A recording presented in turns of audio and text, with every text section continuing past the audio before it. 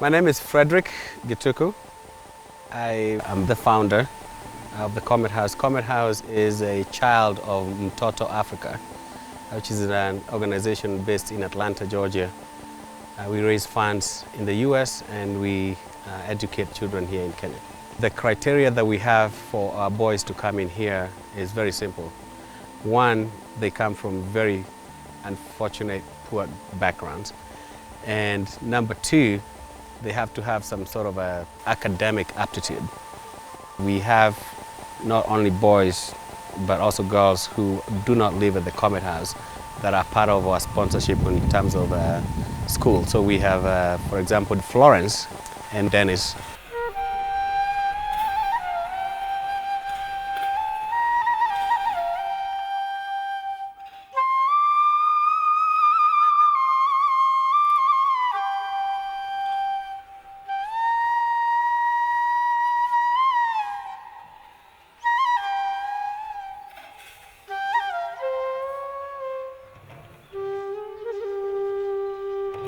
My name is Dennis Njaunjeri.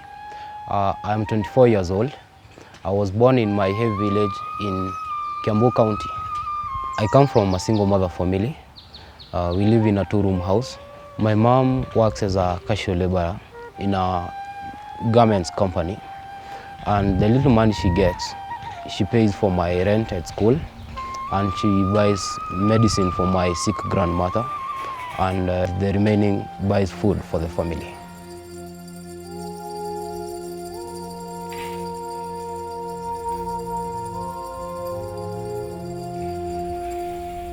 My name is Florence Njogona. I'm 19 years old. I come from a family of 5 siblings, 2 boys and 3 girls. I'm the third born. My mom is a domestic worker, but she's not a full-time worker.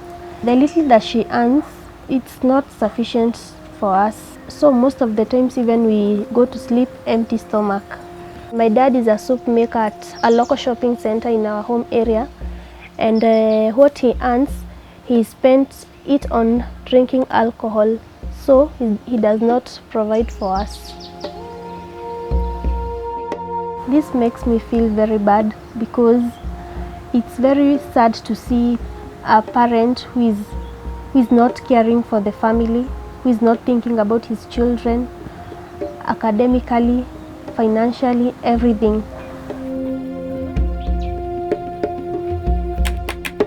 When I was a school-aged boy, I went to my primary school where education was free, and I did my KCPE in 2006, and in 2007, the following year, I was admitted to JG Kereni Boys. In secondary school, life became extremely hard. There we had to pay for school fees, and due to financial constraints, I used to be in school for some times, and other times I was sent home for school fees. I wanted a direct entry to the School of Medicine. The grade to the direct entry is an A, and that was my target grade. But because of financial constraints, I was not able to make it to my target grade, but I managed it to a B. I completed my high school education in the year 2015 and got a mean grade of C+. My desire was to achieve a higher grade, but I couldn't since I was always at home due to lack of school fees. As the other students were continuing with their studies, I was at home in tears thinking about how my life would be without education.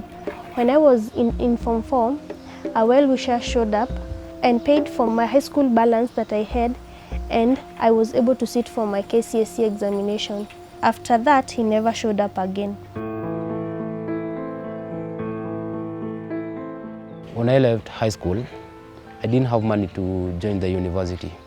That way, I started doing volunteer work, and I volunteered in very many organizations. To highlight just a few is the USAID and Kikuyu Hospital as a community health volunteer in the Department of HIV. After volunteer work, I did other activities in search for money. I remember I did conductor work in public service vehicles. That vehicle used to serve at a town which was very far away from home, and I could not make it to and from home. That way, I had to sleep in that vehicle. I hawked CDs and DVDs. I also did casual labor in building and construction sites. At times, I will meet unscrupulous people who will not pay me at all.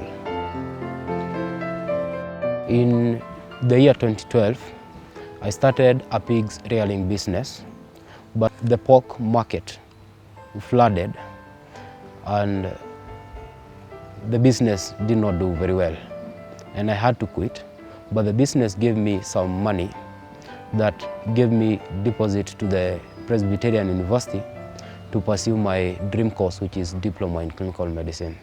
But I was there for only 3 months because I had no more money to continue with my education, and I had to drop out.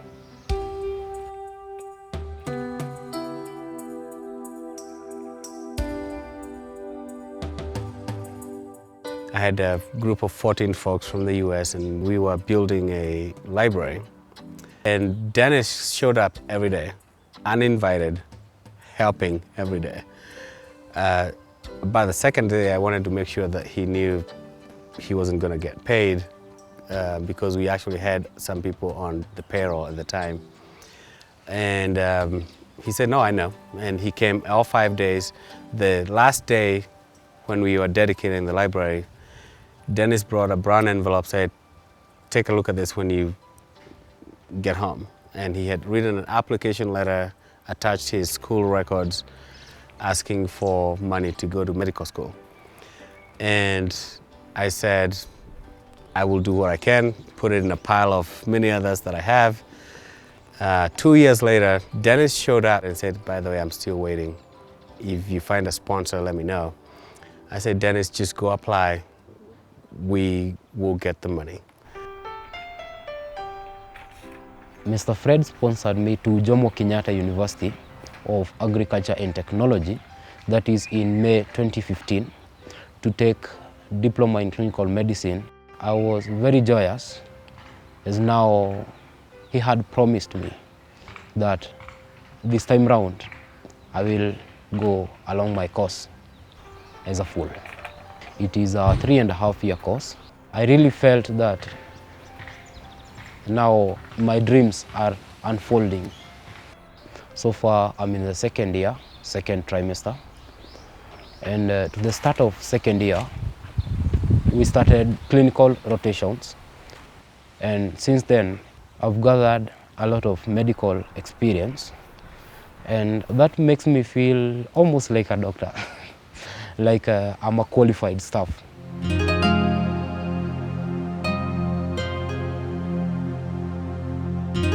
In the village that I grew up, Frederick was our neighbor and also our family friend.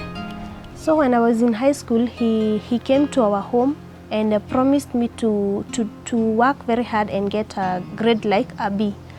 I could not get that grade, but still he continued to encourage me and told me that he will do his best to ensure that I achieve what I've always dreamt of.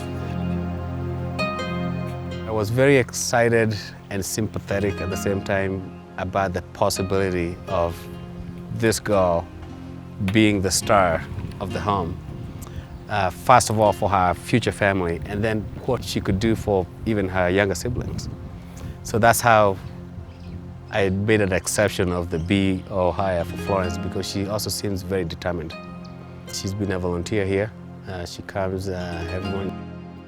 I like helping the children. That's why I decided to work there. I volunteered to help the children, like doing their homework, helping them in their revision, and also helping them do other chores in the home, like cleaning the house and also helping them to wash their clothes. I've always dreamed to be in Ijabe School of Health Sciences, and I applied it in November and I went for an interview in December 23rd. I was among those who passed very well and enrolled in that school. I'm joining the school in January 2017 to do my dream course, which is community health nursing. It will take 3.5 years, and after the 3.5 years, I will be a nurse in internship for a whole year, and I can work in the same hospital, in the same school, or I can look for a job in other hospitals. The boys tend to look up to Dennis. So when he comes home, he's staying at his mother's place, but he reports here every day, looking after the boys, doing things, whether it's computers or studying, doing homework, that kind of thing. But for the little boys to hear that he's going to medical school, that's a big plus. During the holidays, when I'm not in school, I do volunteer work in Comet House Students' Home. I volunteer in running the office, helping the boys, doing their homework, and even in other extracurricular activities. And most of all, being a mentor and an example that they can make it to the highest level of education that they want to.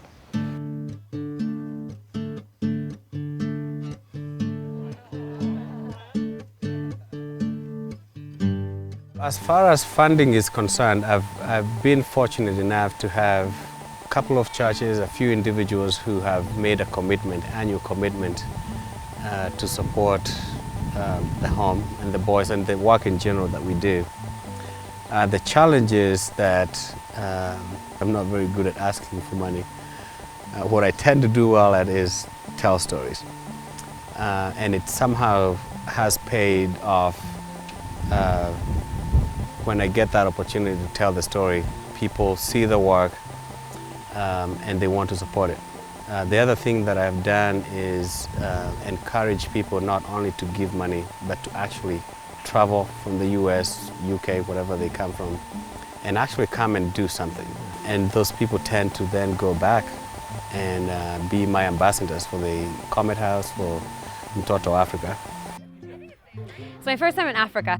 People are like constantly like, oh, I don't have the money, I can't donate much, but I could do this. I'm like, you don't understand, like even like $10, $20, that's towards a goal, you know, and that means a lot in this side of the world. You could feed children, you could go towards dressing them up, you could buy them clothes, you could buy them shoes. I make everything on tips. Most people, they make a lot more money than me. So I was committed to coming over here and just spending time with the kids, and that's it. I saved enough, I paid off all my bills, and I was like, I'm going to Africa. I pretty much did a little treat today. I wanted to take them to the pool and spend some time with them and make sure they have like the best treatment, because I love them. They're awesome, and just seeing their faces today, they were great.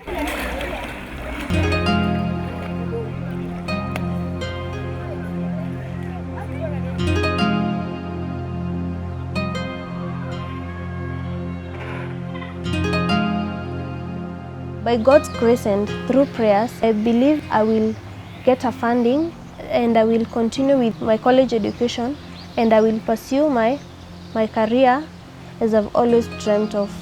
I want to shame those who encouraged me to run away from home, get married at a tender age, and assure them I have a destiny and a goal. I will be the second person in my extended family to get a college education.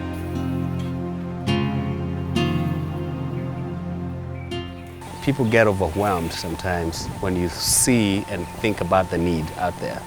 And some people give up. They're like, there's no way I can do this. I can't change the world. My message then would be, yes, you can. One child at a time.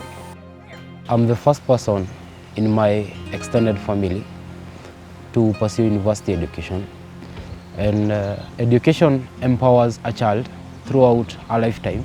It's very important, and I would like to help another child just like I was helped. I would like to thank all those who have supported me so far, and even those who will support me in future to help my dreams come true, to become a cardiologist. I'm 19 years old and I'm a nurse in the making.